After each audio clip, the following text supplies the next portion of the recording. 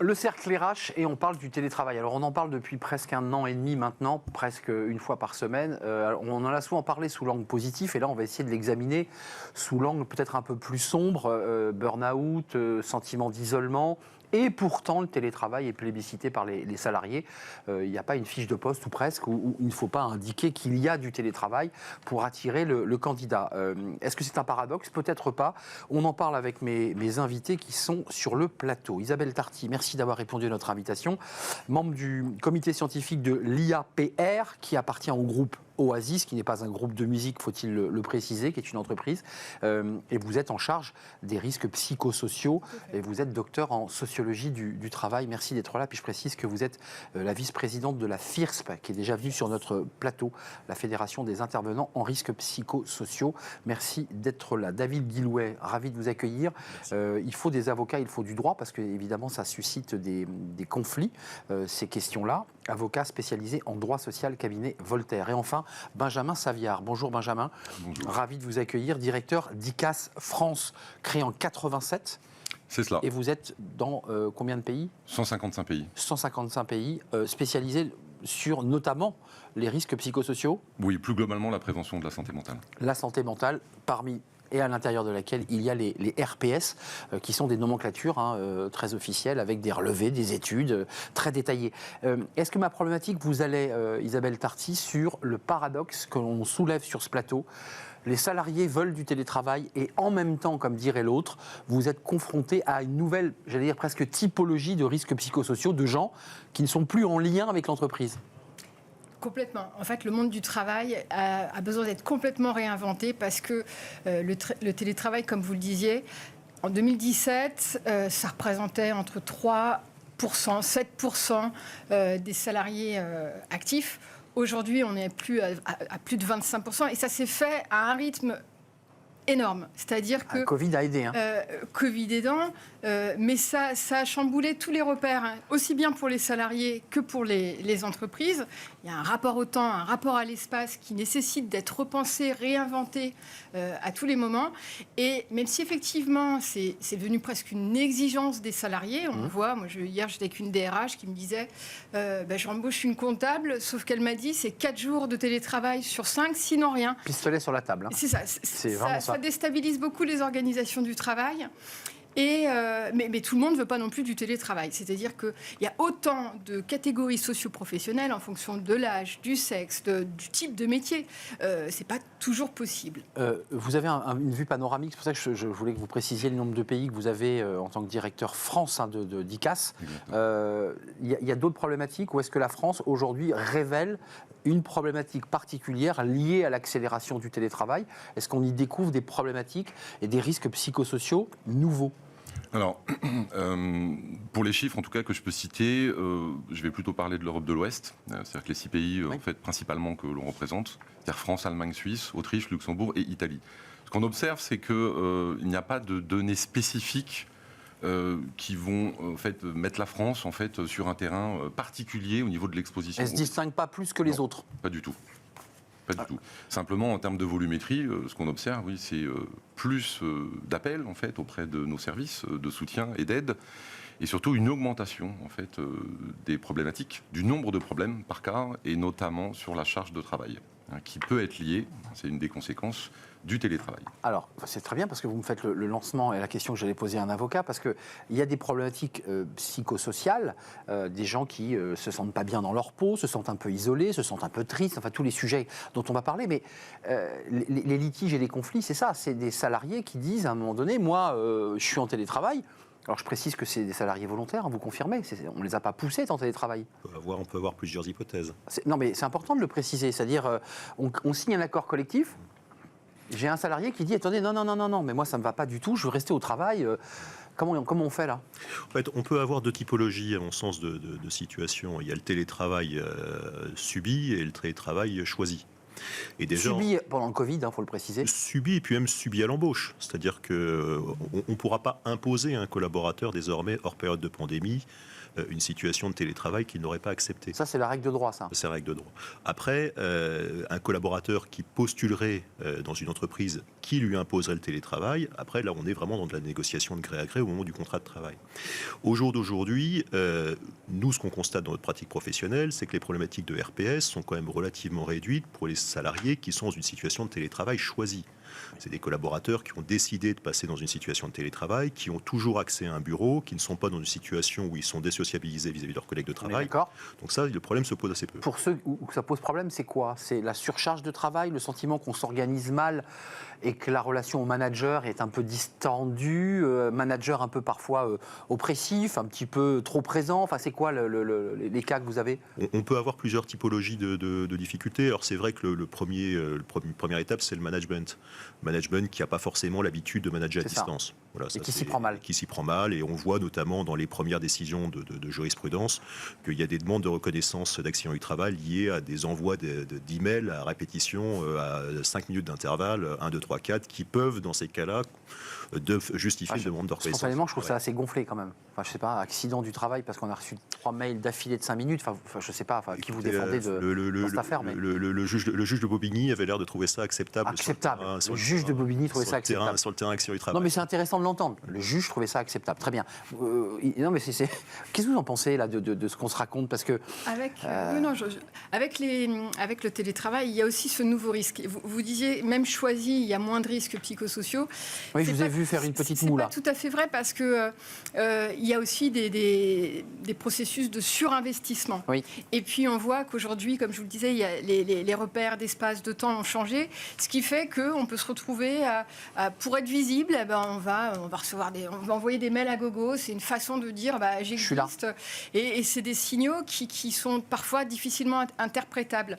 Quand on est en collectif, en présentiel, la gestion du stress, elle peut se réguler différemment. Quand vous êtes tout seul face à un message, il y a aussi des interprétations qui vont être et donc ça peut générer des angoisses, ça. Complètement. C'est-à-dire que même si vous l'avez choisi, parce que vous vous rendez compte que vous avez une économie de temps de transport, que vous avez une économie de plein de choses, de plein d'avantages, qui n'est pas négligeable. Pas du tout négligeable. Mais pour autant, il faut quand même être extrêmement attentif à l'isolement.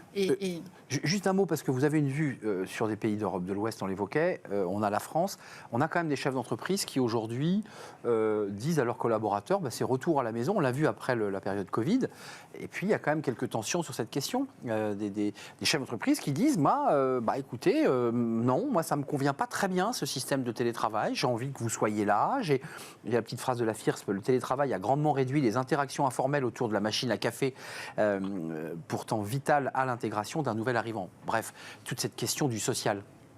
Alors, je pense que c'est là que les conflits naissent. Justement, puisque je pense que le modèle du passé, one fits all, appartient au passé. Tout le monde visse le boulon à la même heure, quoi. C'est ça. Je pense qu'aujourd'hui, la problématique, justement, d'un dirigeant, c'est de l'adaptation. C'est-à-dire qu'il y a une part de résilience, évidemment, par rapport au schéma du passé. Mais je pense que l'idée, c'est comment on peut, en tant que direction et en tant que manager, s'adapter, justement, avec tous ces modes de travail un peu hybrides. Comment on parlait des risques psychosociaux, la grille de lecture, quelle est-elle? Comment on peut détecter des signaux faibles, notamment chez les salariés, quand on est à distance et qu'on voit son employé 2 fois par mois. Mais je m'adresse à vous parce que vous avez aussi fait des études FIRSP et FIRSP. C'est pas quand même facile à dire. Voilà, votre acronyme, je dois reconnaître qu'il n'est pas simple. Est-ce qu'il y a des pathologies particulières qui vont émerger et qui ont déjà émergé à travers des études RPS autour du télétravail? Est-ce qu'il y a quelque chose de particulier qui distingue le télétravail d'autres maladies ou de troubles psychologiques ou psychiques? On n'a pas de tableau de bord et de recul pour l'instant là. On commence à en avoir, parce qu'il y a quand même les données de Santé publique France qui ont focalisé quand même pendant la période Covid, où on sentait bien que les gens n'allaient pas bien, étaient en souffrance psychologique, avec des nouvelles souffrances aussi. C'est-à-dire qu'on l'a vu, nous, sur les numéros verts d'appel, il y avait énormément d'appels de tout genre, parce qu'on se sentait isolé, parce qu'on ne comprenait pas des consignes de manager, parce qu'il y avait une mauvaise connexion. Et puis il y avait un climat qui était un peu anxiogène aussi. Complètement. Aujourd'hui, les entreprises appellent pour dire les gens sont revenus, mais pour autant, on se rend compte qu'ils ne vont pas tellement mieux. Donc, ça nécessite d'avoir des outils, et c'est ce qu'on préconise au sein de la FIRB des outils en prévention primaire, d'analyse du travail qui a énormément changé. On est sur l'analyse de la santé, mais aussi des organisations qu'il faut repenser. Il faut accompagner les managers parce que c'est des nouvelles modalités qui sont... Excusez-moi, je vous coupe. Est-ce que c'est un procès? Parce que ça peut servir notre débat à ceux qui mettent du grain ou du charbon dans la machine, de ceux qui disent que le télétravail, ça sert à rien. Vous voyez ce que je veux dire? Est-ce que le problème, il n'est pas en amont? Est-ce que c'est pas le problème de la relation au travail et finalement que c'est pas le télétravail qui pose problème? C'est aujourd'hui, on a un rapport distordu à la relation au travail, à la relation à l'autorité, et donc tout est repensé. On est en train de vivre une révolution. Si je peux me permettre, il y a un côté un peu schizophrène parfois dans la démarche d'organisation syndicale et de certains collaborateurs. On n'a jamais eu autant de salariés qui revendiquaient le télétravail et on n'a jamais eu autant de personnes nous disant je suis en situation de souffrance. Nous sommes d'accord. Donc à un moment, il faut choisir. À me semble-t-il, lorsqu'on est dans une situation, je reviens sur ce que je disais de télétravail choisi, j'ai quand même beaucoup de mal à concevoir qu'on puisse être en situation de souffrance parce qu'on nous laisse la liberté de travailler chez soi. À un moment, il faut arrêter. Je suis d'accord, et c'est vrai, un dossier psychologique, presque psychanalytique. Juste un petit mot, je vous vois sourire. Est-ce qu'on n'est pas en train de se couper vulgairement les cheveux en quatre? Parce qu'on voit quand même qu'il y a, c'est l'OMS, un salarié sur 4 qui peut avoir un burn-out dans les 5 ans. C'est des chiffres qui sont effrayants. On a des salariés désengagés. Mais je n'ai pas le sentiment que ça soit lié au télétravail, on est d'accord? Ou est-ce que j'angle mal la question? Non, vous n'anglez pas mal la question. Mais je pense que la question, c'est d'abord le sens qu'on peut donner effectivement au travail, de la même manière du sens qu'on peut donner au télétravail, et comment on organise et comment on encadre le télétravail. En fait, je pense que la réalité de la question, elle est... Et du coup, je rebondis parce que la prochaine journée organisée par la FIRB, qui regroupe quand même 25 cabinets aujourd'hui spécialisés en risques psychosociaux, justement pour faire écho à je le montre, le livret sur le télétravail rédigé par les différents cabinets. Vous avez fait une conférence le 9 novembre 2022 sur cette thématique, les risques psychosociaux liés au télétravail. Complètement, au sein d'Expo Protection. Mais l'idée maintenant, c'est de réfléchir, quid de la suite, et le thème organisé le 24 janvier prochain, ça va être sur le sens du travail. Ah, voilà. Et effectivement, c'est de nouvelles approches à penser, des comportements différents, inédits et à repenser. Oui, parce qu'on apprend en marchant là sur ce sujet. Ah, complètement. On découvre petit à petit. Qui est allé très très très vite. Mais enfin, dans un monde qui va très vite. Moi je note qu'il y a quand même du conflit juridique qui commence à naître. C'est-à-dire ça, c'est aussi les ferments quand il commence à avoir de la jurisprudence. Et ça veut dire qu'il y a un sujet. Oui, après on retrouve les sujets un peu classiques du tropisme français, c'est-à-dire la prise en charge des frais de déplacement. C'est ça, les capsules de café qui n'avaient pas été financées, et le courant qui n'avait pas été pris en charge. Et mon courant et mon chauffage, enfin ça je dirais, on est dans un tropisme très national. Levons la caméra, oublions le télétravail juste un instant. Les risques psychosociaux, ils sont en progression au sein des organisations en France. Est-ce qu'il y a un risque supplémentaire lié à plein de choses, guerre en Ukraine, inflation, peut-être télétravail, multiples sujets qui génèrent chez le collaborateur une angoisse qui fait qu'en bout de chaîne, vous les avez au bout du fil? Alors, ça, c'est la première chose qu'on a constatée dès l'arrivée du Covid. Donc, contextuellement, oui, Covid, confinement, déconfinement, guerre en Ukraine, crise énergétique. Voilà. Cocktail explosif. Oui, d'un point de vue assez global. Dans le top 3 en fait, des sujets qui nous lient aux accompagnements, il y a de l'angoisse, il y a de l'anxiété. Mais dans les différentes problématiques qui ne rentrent pas directement dans la grille de lecture des fameux risques psychosociaux, évidemment, tout ce qui est isolement, tout ce qui va être génération d'addiction aussi, c'est-à-dire que tout ce qui passe un peu sous le radar de la direction et du management. Des études ont montré que l'alcool, la drogue, et notamment pendant le Covid, avaient été utilisés, surconsommés pendant cette période. Ça, vous le confirmez? Oui. Ça, c'est aussi des risques induits à l'éloignement du salarié de son centre de gravité qu'est l'entreprise. C'est-à-dire je mets des guillemets, il est un peu livré à lui-même dans son espace de vie, dans un espace de coworking, c'est plus compliqué, mais encore que, ça c'est un autre enjeu, ça. Complètement, c'est pour ça que je modère un petit peu sur le fait que le télétravail choisi ne génère pas de risques psychosociaux. Oui, je ne suis pas tout à fait sur la même ligne que... Il y en a moins, parce qu'effectivement c'est un choix personnel, et il faut que le télétravail soit réversible individuellement pour chacun. Mais on voit des nouvelles formes de conflits. des nouvelles formes de conflits qui s'autorégulaient avant en présentiel de façon beaucoup plus évidente qu'en distanciel, quand vous n'êtes pas là pour débriefer tout de suite, pour interpréter, c'est ce que je vous disais tout à l'heure. Donc j'ai aussi cette étiquette de médiatrice. Et je vois bien qu'il y a des évolutions dans les conflits qui changent, parce qu'on n'est plus sur du face-à-face et sur des choses sur lesquelles il y a beaucoup de surinterprétation. Et c'est un nouveau risque. Mais pour autant, effectivement, quand on choisit et qu'on est exigeant en la matière, après, il faut, un mot chacun. aussi s'en satisfaire. Le débat est bien sûr trop court et je m'en excuse. Concrètement, le salarié a pris le pouvoir et j'allais dire presque paradoxalement, plus il prend le pouvoir, plus il est angoissé. Enfin, c'est un rapport à la liberté, c'est très philosophique. Plus on donne de liberté, plus ça génère chez nous une forme d'angoisse existentielle. Pour aller un tout petit peu plus loin. Moi, pour prendre le ballon, j'aurais tendance à ouvrir le débat. C'est à force de donner de la liberté, est-ce qu'on est encore salarié ? C'est exactement ça. Quel est ce lien qui nous lie encore ? On est encore dans un lien de subordination. Parce qu'en fait, le sujet, plus généralement, c'est le critère du contrat de travail, c'est le lien de subordination. Oui. Donc, c'est le pouvoir de contrôler les... Mais pas le lien physique, forcément. Non, c'est pas le lien physique. Et au bout d'un moment, quand on a des salariés qui sont des cadres autonomes, qui travaillent de chez eux, qui sont dans le cadre de missions, sur lesquels on a très peu de pouvoir de contrôle, est-ce qu'on est encore sur du salariat ? C'est un peu la question qu'il faudra se poser. Vous en pensez quoi ? Parce que la liberté génère de l'angoisse. Oui, je pense là simplement qu'il ne faut pas perdre le cadre. À la base, le travail, c'est un contrat psychologique, on va dire, et moral entre l'employé et l'employeur. Donc on peut aussi simplement redonner un peu de cadre. Juridique aussi. Oui, et juridique. Redonner un peu de cadre, simplement redonner du sens. Du sens. Voilà. Oui, ça sera le thème de votre conférence le 24, de votre colloque. Et il y a aussi, je rebondis sur les relations de confiance aussi. Et aujourd'hui, on voit bien dans ce phénomène, en plus de grandes démissions qu'on a vu aux États-Unis, qui est arrivé aussi d'une autre manière en France, mais qui est inédite à sa façon. Hein. Mais on voit bien que les entreprises, il faut qu'elles réinventent leur rapport au travail. Et il faut aussi garder les talents, parce que là, on le voit bien, il y a plein de salariés qui cherchent du sens à leur vie.